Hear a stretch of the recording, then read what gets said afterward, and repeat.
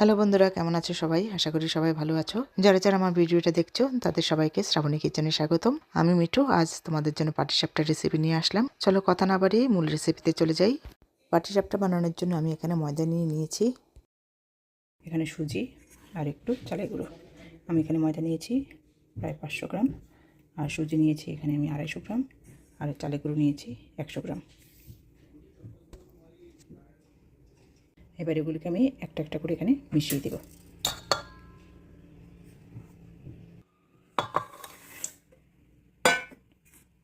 চালের গুঁড়োটা দিয়ে দেবো,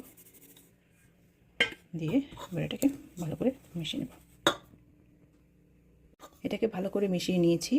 এখন এর মধ্যে আমি একটুখানি চিনি দিয়ে দেবো, আর একটু দুধের গুঁড়ো নিলাম, সেই দুধের গুঁড়োটাও এর মধ্যে দিয়ে দেবো।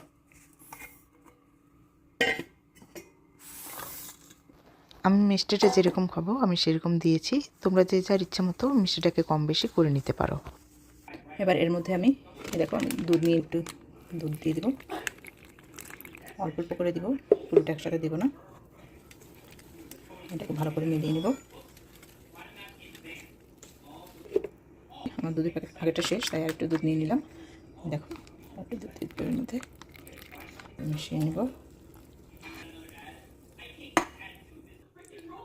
দেখো এটা গোলাটা ঠিক এরকম হবে।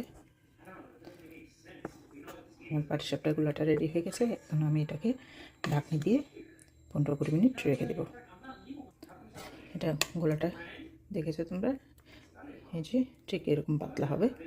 এবার আমি এটাকে ঢাকনি দিয়ে 15-20 মিনিটের জন্য রেখে দেবো, তারপর আবার তোমাদের দেখাচ্ছি। ঢাকনিটা খুলে সরিয়ে নেব। আমি ক্ষীরটা বানিয়ে নিলাম। তোমরা যদি কেউ ক্ষীর বানাতে না পারো বা ক্ষীর বানানোর ভিডিওটা দেখতে চাও তাহলে আমাকে কমেন্টে অবশ্যই জানাবে। আমি এটার ভিডিওটা দিলাম না, কারণ এটা দিতে গেলে অনেকটাই লম্বা হয়ে যাবে। নিলাম এখন বানিয়ে। এখন আমি তাওয়া বা কড়াইতে যেখানে করি না কেন সেখানে করার জন্য একটু সামান্য জিনিস লাগবে, যেটা হলো একটু তেল লাগবে। তাই আমি একটা ছোট্ট বাটিতে একটুখানি তেল নিয়ে নিলাম, সাদা তেল। আর একটা পেপার টাওয়ালকে ভিজিয়ে জলটা নিংড়ে নিয়েছি, আর তেলের মধ্যে একটুখানি সেই টিস্যুটাকে চুবিয়ে একটু ফ্রাই প্যানটা মুছে নিলাম। নিয়ে এবারে সেই গোলাটা থেকে 1 চামচ গোলা দিয়ে দিলাম ফ্রাই প্যানে। এবার এটাকে একটু করে 2 হাতে ফ্রাই প্যানটাকে ঘুরিয়ে একটু বড় করে নেব। এই দেখো যেভাবে গোলা রুটি করে ঠিক সেভাবেই এটাকে একটুখানি ঘুরিয়ে নিলাম। তো এটা হয়ে গেল। তারপর এটাকে একটুখানি গরম হতে দেব। এটা চারদিকটা যখন একটুখানি শুকনো হয়ে উঠবে তখন এর মধ্যে সেই ক্ষীরটা দেব। এবার দেখো আমি একটুখানি শুকনো হয়ে উঠেছে। এবার আমি ক্ষীরটাকে দিয়ে দিলাম, এই যে লম্বা করে দিলাম। এবার এক পাশটা মুড়ে এরকম চামচ দিয়ে মুড়ে নিব। মুড়ে এটাকে একটা লম্বা শেপ দিয়ে নিব। এই দেখো এটার উপরের দিকটা এবং নিচের দিকটা একটুখানি চামচ দিয়ে আটকে দিলাম যেন ক্ষীরটা না বেরিয়ে যায়। এই দেখো দুপাশটাকে একটুখানি শুকনো হতে দেব। হয়ে গেলে এবার এটাকে আমি নামিয়ে নেব। একটা পাটিসাপটা আমি কড়াইতে করে দেখালাম, এবার আমি আরেকটা ফ্রাই প্যান করব, সেখানে তোমাদেরকে করে দেখাচ্ছি। ফ্রাই প্যানে করাটাই আমার কাছে বেশি সুবিধার মনে হয়। কারো ফ্রাই প্যান না থাকলে তোমরা কড়াইতে করতে পারবে, তাই করে দেখালাম। প্রসেসটা সেমই থাকবে। আমি ফ্রাই প্যানটা বসালাম, বসিয়ে এবার একটুখানি সেই টিস্যুটার মধ্যে একটুখানি তেল নিয়ে ফ্রাই প্যানটাকে মুছে নেব। মুছে এবার এর মধ্যে আমি সেই গোলা থেকে আরেকটা চামচ গোলা দিয়ে দিব, দিয়ে এটাকে ঘুরিয়ে নেব। ঠিক সেমভাবেই একটুখানি শুকনো হলে আমি ক্ষীরের গোলাটা এর মধ্যে দিয়ে মুড়ে নেব। এই পিঠাটা অনেকে হয়তো তোমরা বানাতে জানো, কিন্তু যারা জানো না হয়তো অনেক কঠিন মনে করো।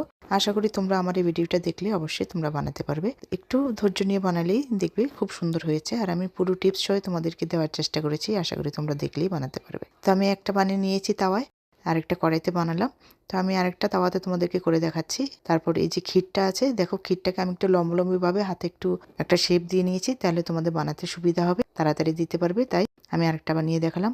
এভাবে আমি একে একে সবগুলো পিঠা বানিয়ে নিলাম। এই দেখো আমার অনেকগুলো পিঠা হয়েছে। আশা করি তোমরা এখন পাটিসাপটা পিঠা ঘরেই বানাতে পারবে, আর কোনো কঠিন মনে হবে না এই ভিডিওটা দেখলে। আর আমার ভিডিওটা যদি তোমাদের ভালো লেগে থাকে তাহলে লাইক কমেন্ট শেয়ার করে পাশে থেকো। সাবস্ক্রাইব করতে ভুলো না কিন্তু, তাহলে আমি নতুন কোনো ভিডিও দিলে তোমাদের কাছে নোটিফিকেশন চলে যাবে এবং তোমরা দেখতে পাবে। তাহলে ভালো থেকে সবাই, দেখা হবে আবার অন্য কোনো রেসিপি নিয়ে অন্য কোনো ভিডিওতে। বাই।